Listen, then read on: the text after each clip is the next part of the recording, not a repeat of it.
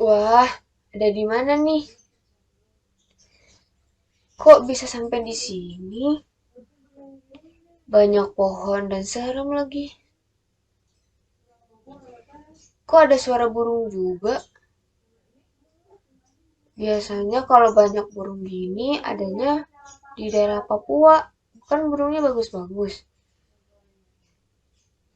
Kalau nyasar gini, gak tahu arah. Kira-kira kita butuh apa ya? Siapa yang kita minta bantuan kalau kita tidak tahu harus kemana? Peta, benar. Maukah kau Kok ada memeriksa Dora di peta hutan? untuk cara tercepat ke sungai besar? Kau harus mengatakan peta.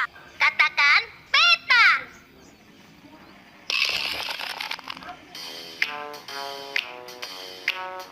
Aku peta, aku peta. Aku peta. Ih, serem ya. Tapi bener juga sih kalau kita nggak tahu jalan, kita harus pakai peta. Untung ada stok peta di sini. Peta. Tapi gimana cara bacanya masih bingung.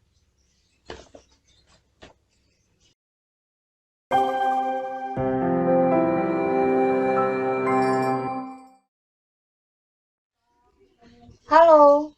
Nah, jangan sampai yang terjadi tadi itu terjadi pada kalian juga ya. Kalian bingung baca peta. Tapi apa sih itu peta? Nah, peta itu merupakan bahasan kita hari ini. Jadi kita tuh udah masuk ke bab 2 pengetahuan dasar pemetaan. Nah, isinya itu ada apa aja? Ada peta, kemudian penginderaan jauh, kemudian SIG atau sistem informasi geografis. Nah, peta itu apa sih? Peta itu merupakan gambaran permukaan bumi di dalam bidang datar. Jadi asalnya bumi itu kan bulat kan ya. Terus digambarkan di dalam bidang datar. Jadi gambaran permukaan bumi di dalam bidang datar. Kemudian diperkecil dengan skala dan ditambahkan simbol-simbol tertentu. Nah, itu namanya peta. Jadi, peta itu apa? Gambaran tentang bumi, gambaran bola bumi dalam bidang datar atau gambaran permukaan bumi di dalam bidang datar yang dilengkapi dengan skala untuk memperkecil dan dilengkapi dengan simbol-simbol tertentu. Dalam peta itu pasti ada komponennya. Komponen itu apa sih, Bu? Jadi kayak judul, inset, terus legenda. Nah, itu tuh masuknya ke komponen peta. Jadi, apa aja sih komponen peta itu? Pada pertemuan kali ini kita akan membahas tentang bab 2, yaitu pengetahuan dasar pemetaan. Pengetahuan dasar pemetaan ini, bahasan yang pertama itu peta. Peta merupakan gambaran dari permukaan bumi,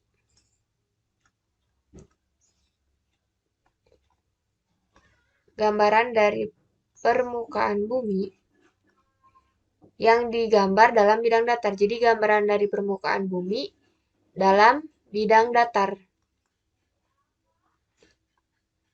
Jadi kan asalnya tuh bumi tuh bentuknya bulat gini. Bulat, banyak pulau-pulau. Kemudian digambarkan di dalam kertas atau di dalam sebuah bidang datar dengan skala. Jadi yang diperkecil dengan skala tertentu. Kemudian yang dilengkapi dengan apa? Dengan simbol seperti sungai, kemudian gunung, ibu kota, dan lain-lain. Jadi, peta itu apa? Gambaran dari permukaan bumi dalam bidang datar, kemudian diperkecil dengan skala tertentu, dan dilengkapi dengan simbol-simbol sebagai penjelas. Nah, komponen peta bisa dilihat di sini.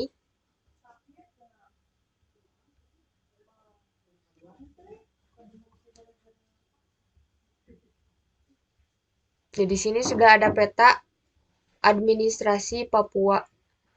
Peta administrasi Provinsi Papua. Nah, ini merupakan salah satu contoh peta. Nah, judul komponen yang pertama yaitu judul.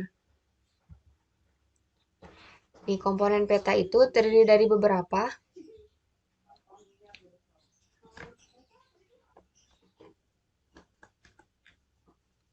Komponen peta itu ada satu, judul.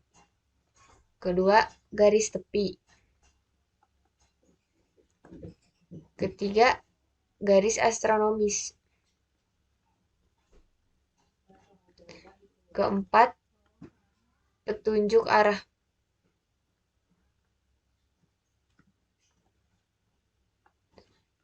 Kelima, insert.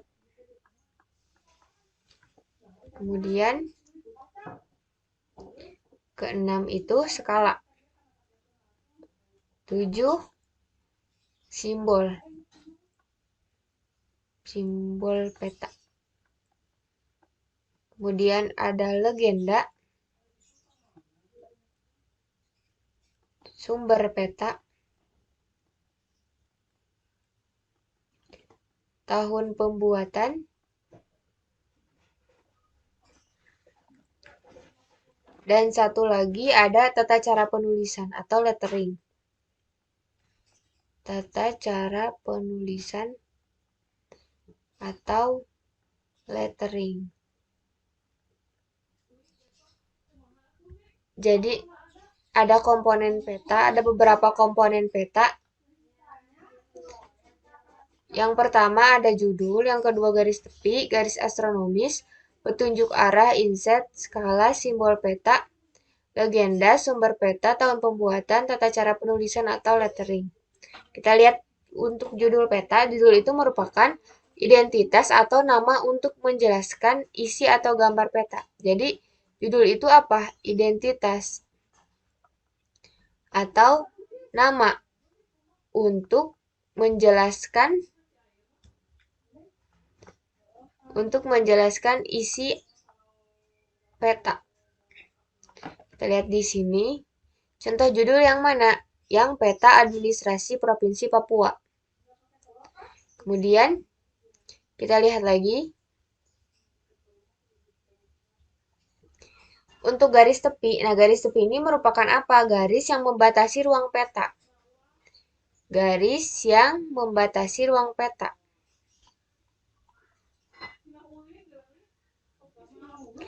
Jadi garis yang membatasi ruang peta itu umumnya berbentuk segi 4.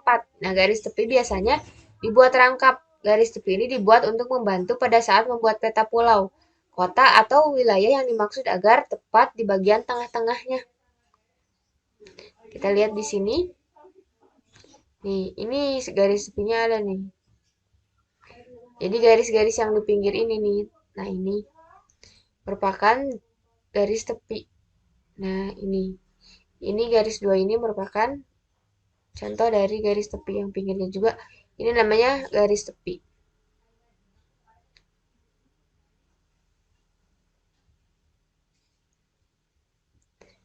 Setelah garis tepi, itu ada garis astronomi. Jadi garis astronomi itu ada garis bujur dan garis lintang. Nah,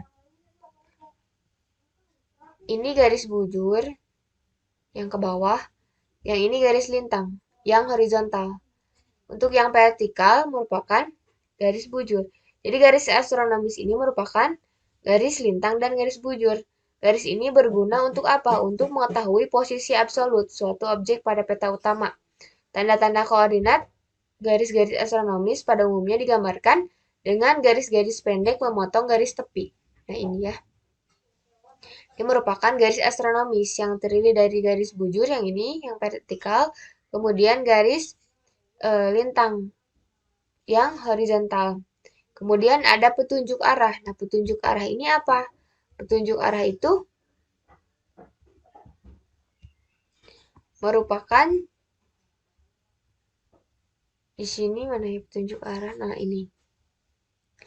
Garis petunjuk arah merupakan menunjukkan arah mata angin, utara, timur, barat, dan selatan. Nah, di sini yang ke atas ini menunjukkan arah utara, kemudian selatan ke bawah, kemudian di sini barat, dan di sini timur. Nah, ini merupakan mata angin ya, atau petunjuk arah, atau orientasi.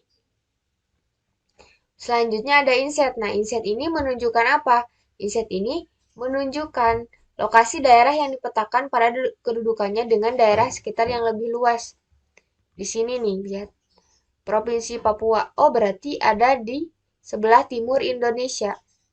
Ini peta Indonesia merupakan peta inset. Yang ini ya, inset dari apa? Papua. Jadi inset itu apa? Menunjukkan lokasi daerah yang dipetakan pada kedudukannya dengan daerah sekitar yang lebih luas. Yang lebih luasnya apa? Negara Kesatuan Republik Indonesia. Yang dipetakan apa? Provinsi Papua. Oh, berarti ini merupakan peta inset. Kemudian ada skala. Skala itu apa? Skala itu merupakan perbandingan antara jarak di peta dengan jarak sesungguhnya. Di sini ada jarak. Nah, ini skala. Ini di bawah mata angin atau di bawah orientasi atau di bawah petunjuk arah. Di sini ada skala 1/2 juta. Artinya 1 cm pada peta ini mewakili apa? Mewakili 2 juta cm pada yang sebenarnya.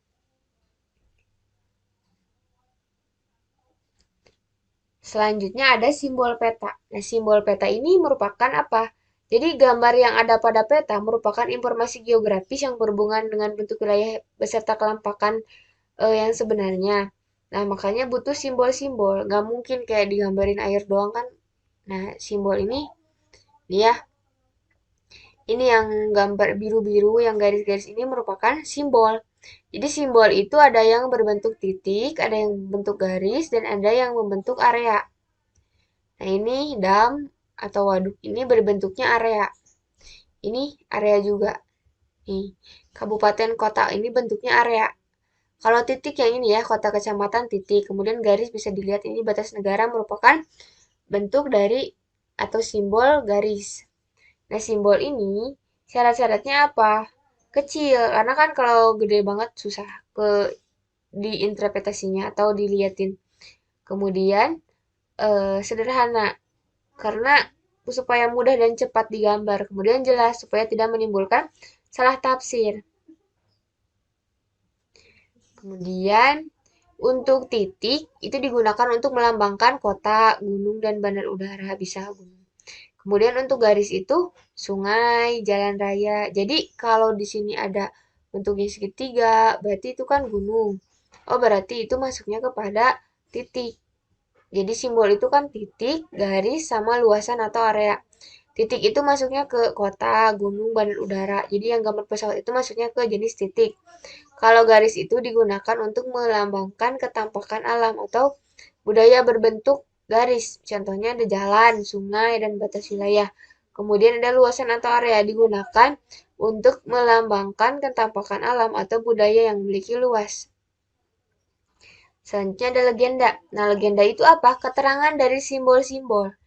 Jadi berpisah ini tuh legenda. Legendanya itu apa? Legendanya itu si kata-kata ini, kota provinsi, kota kabupaten, kota kecamatan, batas negara ini merupakan legenda. Nah, kalau gambar-gambar yang pinggirnya ini merupakan simbol. Jadi legenda itu apa? Keterangan dari simbol-simbol peta yang digunakan supaya lebih mudah dipahami oleh pembaca. Nah, selanjutnya ada sumber peta. Nah, kalau sumber peta itu merupakan eh, sesuatu yang dicantumkan agar pembaca tahu mana nih sumber petanya tuh diperoleh dari mana, misalkan dari lembaga-lembaga tertentu. Nah, di sini ada sumber peta. Sumber petanya dari mana? Indikasi batas administrasi Indonesia, kemudian Bakosur Tanah atau Badan Koordinasi Survei Pemetaan Nasional. Kemudian atlas, peta infrastruktur, kemudian ada batimetri topografi. Nah, ini merupakan sumber dari apa? Sumber dari peta. Peta ini diambilnya dari ini, itu sumbernya itu tidak asal-asalan bikin ngegambar gitu, enggak. Kemudian ada tahun pembuatan. Nah, di sini tahun pembuatan biasanya ada, nah ini 2010, nah sumbernya ini kecil, bentar.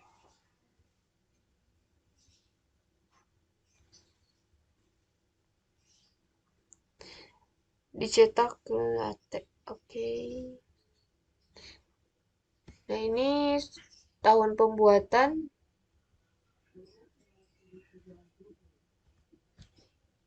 gak kelihatan ya, gak ada di sini. Jadi kalau tahun pembuatan itu berkaitan dengan apa? Jadi ada dibuat pada tahun misalkan 2017 atau dibuat pada tahun 2020. Biar apa Bu kok pada harus tahu tahunnya? Biar misalkan ya ada tsunami tahun sekian. Peta itu dibuat sebelum tsunami berarti tidak valid karena ada yang berubah gitu. Jadi tahun itu penting, tahun pembuatan itu penting. Kemudian ada tata cara penulisan.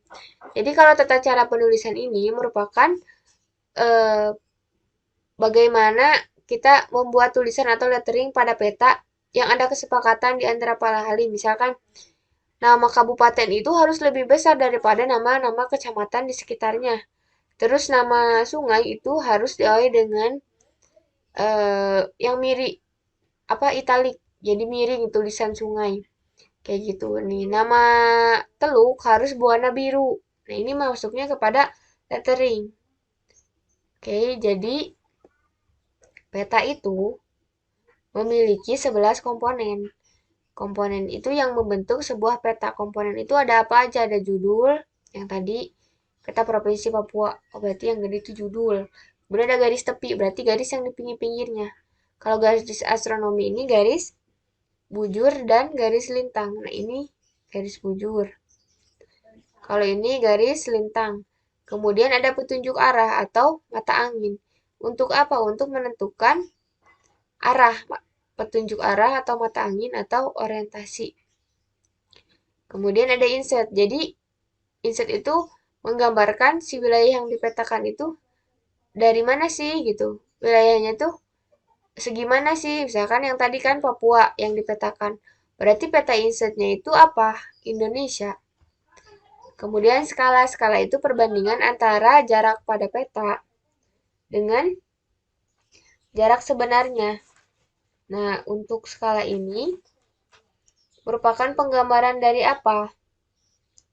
Penggambaran dari, kalau skalanya 1 berbanding 5.000, artinya 1 cm pada peta itu mewakili 5.000 cm pada jarak sebenarnya gitu di bumi kita. Kemudian ada simbol peta. Kalau simbol peta itu ada 3 jenis, titik, garis, dan area. Kalau titik itu biasanya segitiga, gunung ya. Kemudian kabupaten, provinsi, yang kotak juga. Kemudian ada gambar pesawat, juga merupakan contoh dari apa? Contoh dari simbol titik. Kemudian simbol garis, misalkan batas daerah. Simbol peta area berarti apa? Area berarti luasan wilayah, memiliki luas, ya kan, danau. Kemudian kecamatan. Jadi kecamatan itu kan ada tengah-tengahnya, misalkan wilayah apa gitu. Kemudian legenda. Legenda itu apa? Keterangan dari simbol. Misalkan di sini strip kayak gini, oh berarti artinya jalan. Ini namanya legenda sih ininya tuh. Sumber peta biasanya ada sumber bakosur tanah. Jadi dari mana aja sih peta itu bisa terbentuk jadi kayak gitu. Kemudian ada tahun pembuatan. Biasanya peta dibuat pada tahun 2010 atau 2016 misalkan, atau terbaru 2020. Kemudian ada tata cara penulisan atau lettering. Ini meliputi apa? Meliputi kayak misalkan nulis teluk. Teluk itu harus hurufnya besar dan dia miring, kemudian dia berwarna biru. Jadi gimana sih cara penulisan sungai? Bagaimana sih cara menuliskan nama-nama wilayah-wilayah yang memang beda gitu. Misalkan nama kabupaten itu harus lebih besar daripada nama kecamatan. Tetapi nama provinsi itu harus lebih besar daripada nama kabupaten. Kayak gitu. Selanjutnya yaitu tujuan pembuatan peta. Jadi sesuatu itu pasti mempunyai tujuan ya. Nah, tujuan pembuatan peta itu apa? Tujuan pembuatan peta itu yang pertama membantu pekerjaan. Jadi membantu suatu pekerjaan misalkan konstruksi jalan, navigasi, atau perencanaan. Kan itu membutuhkan peta, jadi membantu pekerjaan. Kemudian menyimpan informasi. Gimana sih Bu menyimpan informasi? Kan kayak tadi Papua, wilayah Papua. Oh berarti di situ tuh ada informasi. Papua tuh bentuknya kayak gini loh. Terus wilayah-wilayah yang di sini tuh apa aja gitu. Jadi itu kan menyimpan informasi ya yang digambarkan dengan peta. Nah, kalau dijabarin kan jadi kayak panjang banget gitu kalimat-kalimat. Tapi saya lihat kita digambarkan dengan peta, kita lihat oh, berarti di Papua itu ada wilayah Timika. Oh, berarti Timika itu masuknya ke Provinsi Papua nih. Ya, berarti kayak gitu. Terus ada analisis data spasial. Misal ke luas wilayah Papua itu berapa sih? Provinsi yang ada di Papua itu meliputi wilayah mana aja sih? Nah, ini bisa dianalisis. Kemudian membantu dan pembuatan suatu desain, misalkan desain jalan. Jadi membantu desain jalan. Kan jalan tuh bisa kelihatan nih. Oh, berarti wilayahnya ke sini, ke sini, ke sini gitu ya. Cocoknya. Kemudian komunikasi informasi ruang. Jadi ya hampir sama dengan analisis yang tadi. Kemudian fungsi peta. Nah, selain tujuan juga ada fungsi. Nah, fungsinya itu apa? Menunjukkan posisi atau lokasi. Menunjukkan posisi atau lokasi. Kemudian, memperlihatkan ukuran luas jarak suatu tempat di permukaan bumi. Memperlihatkan ukuran. Jadi kayak luas, jarak, suatu tempat di permukaan bumi. Kemudian menggambarkan bentuk-bentuk permukaan bumi. Menggambarkan bentuk permukaan bumi. Ada bentuk benua, kemudian negara, sungai, dan lain sebagainya gitu. Jadi itu merupakan fungsi dan tujuan dari peta. Menyajikan data tentang potensi suatu wilayah juga bisa ya di potensi peta. Jadi kayak gitu untuk peta. Jadi peta itu memiliki yang pertama pengertian. Pengertiannya apa? Yang ini. Kemudian komponennya yang ini. Ada 11, selanjutnya ada tujuan dan fungsi dari peta itu sendiri. Akhirnya sampai juga di sekolah ya. Nah, karena udah belajar peta, jadi udah bisa nih baca peta dari tadi. Nah, peta itu ada pengertiannya yang tadi ya. Kemudian ada komponennya, ada tujuan dan fungsinya. Minggu depan kita akan belajar tentang apa? Jenis peta, kemudian bagaimana cara membaca peta yang berurutan. Oke, terima kasih. Wassalamualaikum warahmatullahi wabarakatuh.